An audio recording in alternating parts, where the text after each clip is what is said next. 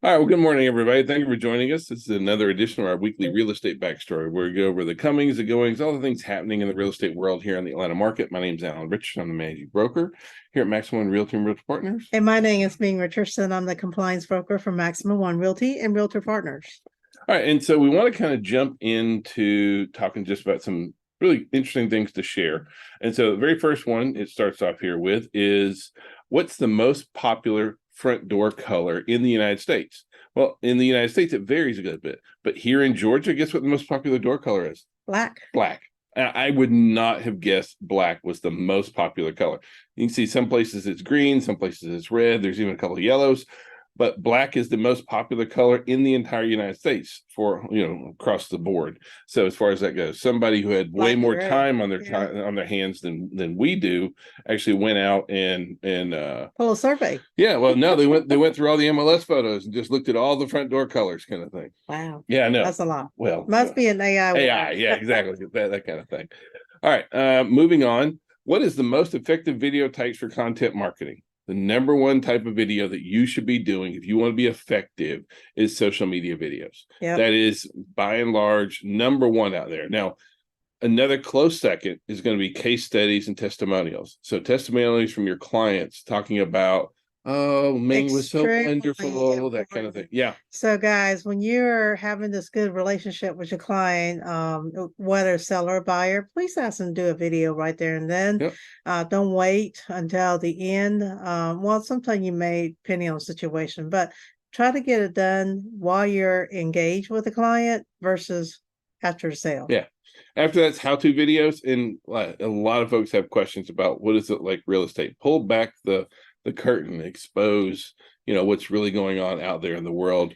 Branded store, and it can be a horrible experience that made it positive. So testimony about my agent helped me with this pit ball and I didn't realize that, and all that good stuff. And it can be a saving earnest money by you fighting for your client. Yeah. So, but bottom line here is that video is really powerful. And for those of you who are like, oh, I'm afraid for video, I'm intimidated, but like, get over yourself. Like used to be when we first started doing video. It's so horrible. We record video, then we re-record a video, then we do it again, and then I'd be like, oh my goodness, I look like old. I've got gray hair everywhere. My gray hair gets more gray hair.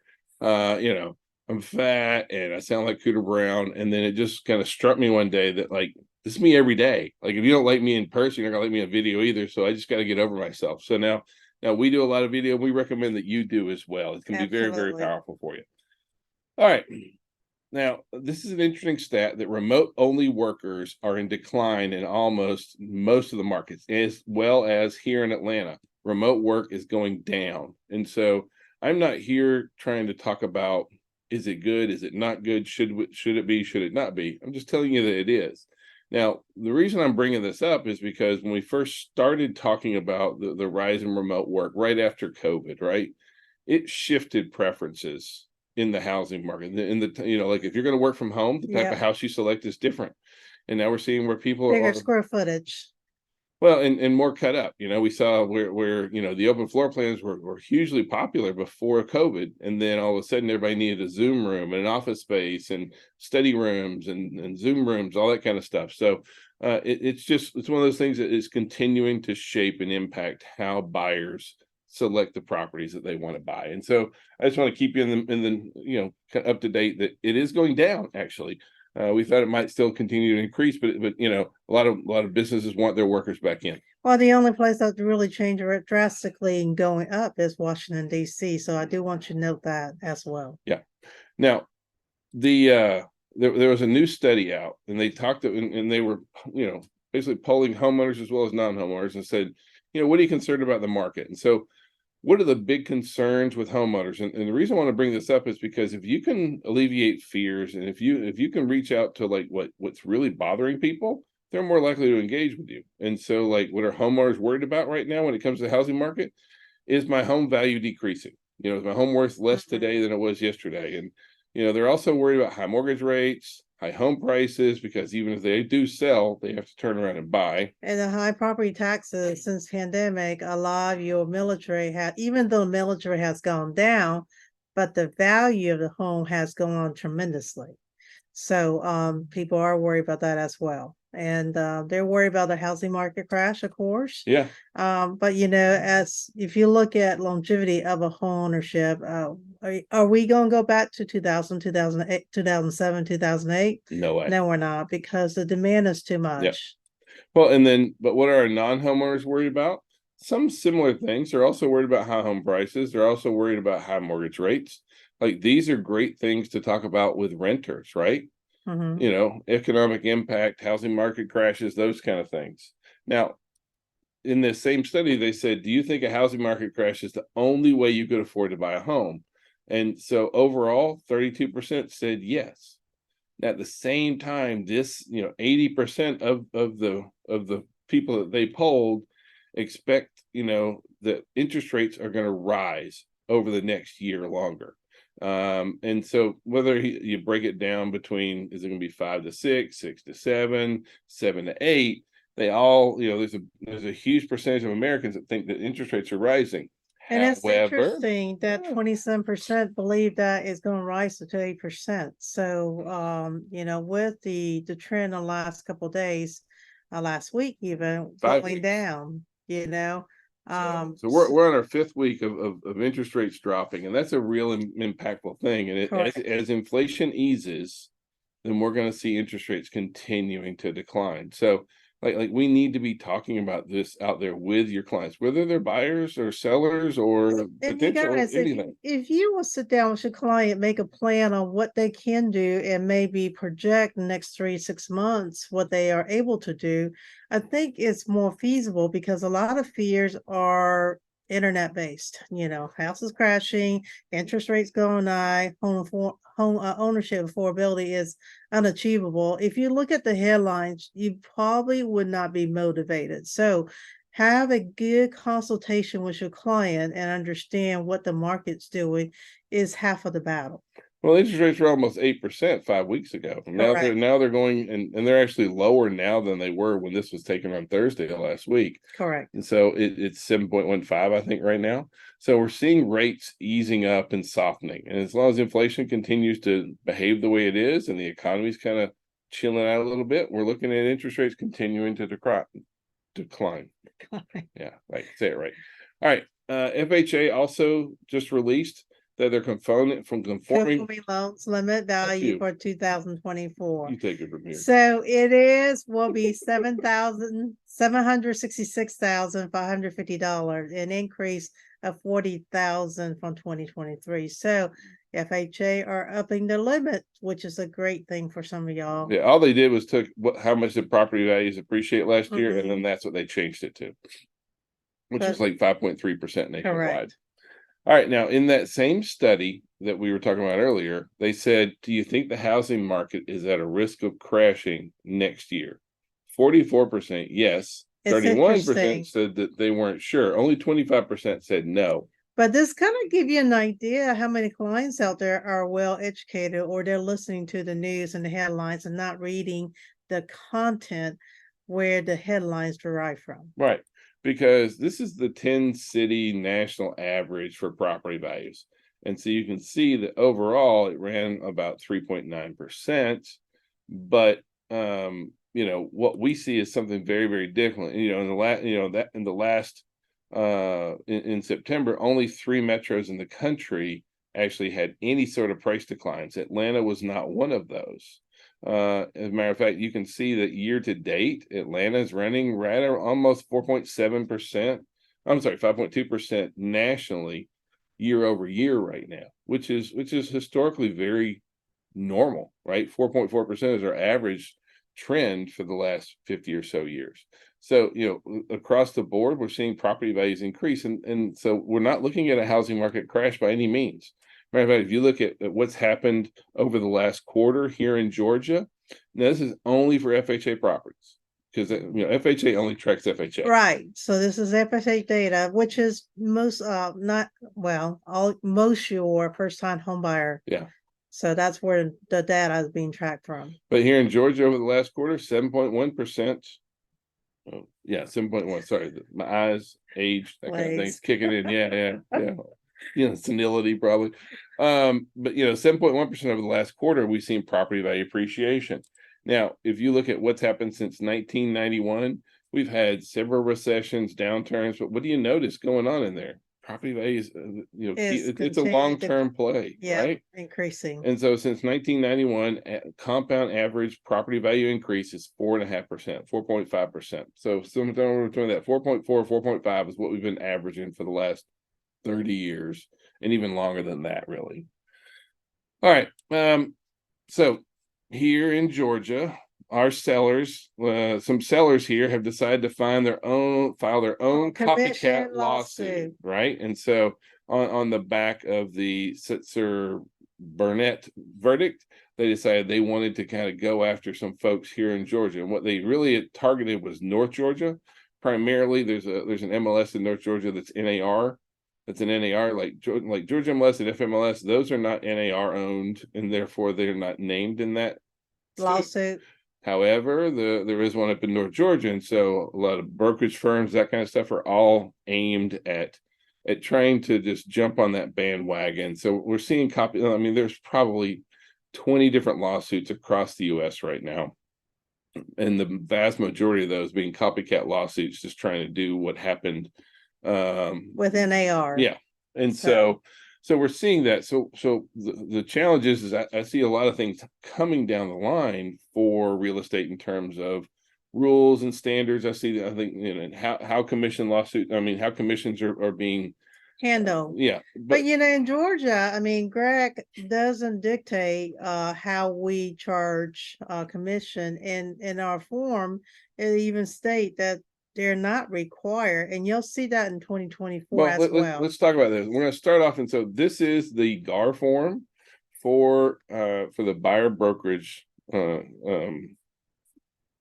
agreement. But this is just the segment about commission, and so you'll see that in here, what GAR did this year was they removed the reference to co-op commission being identified in the MLS commission. And in there it does say, that the buyer agrees to pay the broker the commission set below, right? And it says, this is what you owe me. These are the services I provide. These are fees Correct. That I charge. Now it says, we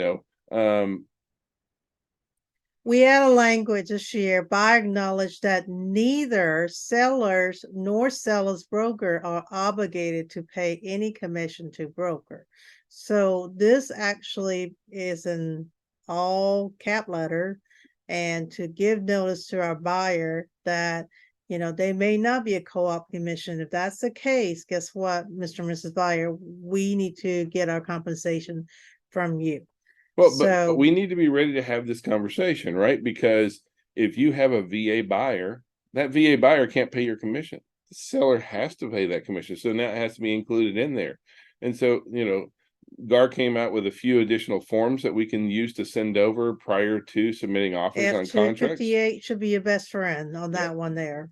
But can it be included as part of closing costs? It can, so long as that loan type allows enough of that. That lender allows it. Yeah, but sometimes our clients need that closing cost. But the bottom line is that the days of us just saying, whatever the seller pays, that's good, or I work for free. It's not true. It's not true anymore. These are the services I provide. These are the fees that I charge. In here, it even says, File acknowledges that neither seller nor seller's broker are obligated to pay any commission. So it's very, very clear, and you have to protect yourself as well as protect your clients. And by the way, I will be teaching this tomorrow. So come see me. Now on the listing side, you'll see that it changed the entire verbiage around here. And so on here it says seller agrees to pay the broker the following commission at closing, and in there is where you put in a dollar amount, percent, or other in there. There is no set and commission you can amount. See that seller has a right to reject. Okay, nothing here shall obligate seller or direct broker pay any portion of its commission to a cooperating broker. So understand that this is being put in there just protect all parties. And once again, for the real estate agent that are practicing out there and not member of National Association Realtor, please buy the GAR form. I promise you it will save you a lot of headache, as this form is updated yearly to protect the broker and the agents. All right, but let me throw out here a little bit of devil's advocate here. Uh-oh. And so, like, I'm not really in love with this form this year. One of the things that bothers me is it there's not a place for me to be very honest with my clients. It doesn't bring it up, but like in here it says seller direct seller to either pay or not pay the cooperating broker a portion of the seller's commission above. That's all well and good, except for it doesn't say, don't we recommend that a cooperating broker's commission is included? We do. Will it hurt my sellers if they don't offer a cooperating broker's commission? Yes, it will hurt my sellers. We have VA buyers that can't pay a commission. And most of our buyers can't afford to just pay the agent's commission outright. They need that financed into the. They need it financed in. A lot of our buyers need closing costs included. And so will it hurt my sellers? Absolutely. If I don't voice my concerns that not paying a cooperating broker's commission will hurt my seller? Yes, it will. So this is a conversation you need to have with while you're doing listing, and explain to seller the reason why. And this is good time for y'all to come in and do some script practicing, because I'm telling you right now, you're going to have some of the seller that's going to object. And at the end of the day, this can be a very smooth transaction, or this can be a very difficult one for you. Well, I mean, as a seller, I understand. Hey, if I don't have to pay commission, great, let's save that money. But like, they paid the commission when, or there was a buyer's agent cooperation commission when they bought their home. Like we're I mean, a nation. and it's seldom when they bought their home, they didn't pay any commission. 9 out of 10. I'm not saying they didn't. I'm saying 9 out of 10 they probably did not. So this is how we're able to connect between one seller to multiple buyers that is eligible to purchase this home. Ming and I have firsthand experience seeing other countries where they don't have buyer's agency. They don't. And they don't do any cooperating, and therefore, guess what? They don't have. They don't have MLSs, because and their real estate move really, really slow. Right. So you have in-house listings only, because like, I can't go show you that property over there. It's not my listing. And then everything becomes the job of the listing agent. Correct. But not really, because now they move in title agents and attorneys that still fill the role. So those countries still pay the same basic amount of fees. It's just no representation, no consumer protection, honestly. And so, the system we have here in the US is very important. It's important that we understand how good this is for our buyers, as well as this is good for our sellers. So this is a good thing across the board, and we need to make sure that we can communicate that clearly. This is not about coercing someone into paying more money. This is not about setting commission rates. This is about this is going to help my buyers and my sellers to be able to buy and sell real estate. That's really where it comes down to the bottom line. All right. So property values continue to increase. Median sale price went up 4.2% nationally year over year. We're seeing that. Pending sales are still they're trending in the right direction, right? We always have a little bit of a dip right the week of November, that kind of thing. But I believe that December and January, we are going to start punching over prior year. So we're going to make that transition. Rate go down too. That's going to help tremendously. So just the number of mortgage applications is increasing right now, as well as we're seeing a lot more activity at the brokerage level. So now new listings at home up 6%. So right now we have interest rates coming down, more activity in the market, and more homes coming on the market. Win. We're really, really pleased about that. Active listings are still 7% in their last year, but they are moving in the right direction. They're trending in a really good way. They don't have that much. If you look at last year's line, they're not as much of a dip. No, not quite. Curve. Yep. Now, new home sales saw a decrease, but not really. And what I mean by that is, the area shaded in green, that's new construction in the South where we are. And that didn't drop. Now, other parts of the country did drop. But what we're seeing in new construction is that there is new drivers of new home sales by price range. And you can see that the percentage of homes being sold in the 200 to 5, anything over 500,000, that is dropping. That's dropping significantly right now. So whereas the more value conscious, smaller properties, townhomes, those kind of things, those are shooting up. It's They're not, getting higher, higher, higher. yeah, it's not because the $500,000 home are not desirable. It's just the interest rate on the What can you afford, $500,000 right? home I is want a new way home. more That's what I can afford. than when the interest rate was low. Yep. So now, anytime that folks are thinking about, oh, the market's crashing, the market's crashing, It's what not. automatically pops in their mind? Foreclosures. Guess what though? Foreclosures aren't up at all.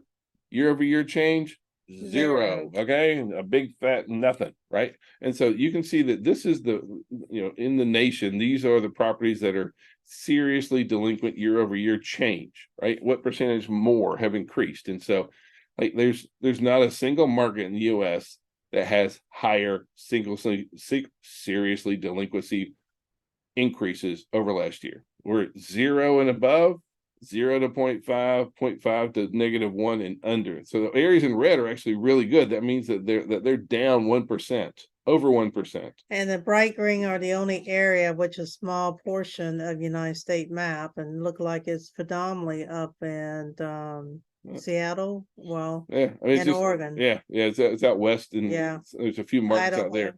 But listen, guys, we don't see this. You'll hear people talk about, oh, I'm looking for foreclosures. They're just not here, right? Which shows the strength of our market. We're appreciative of that, right?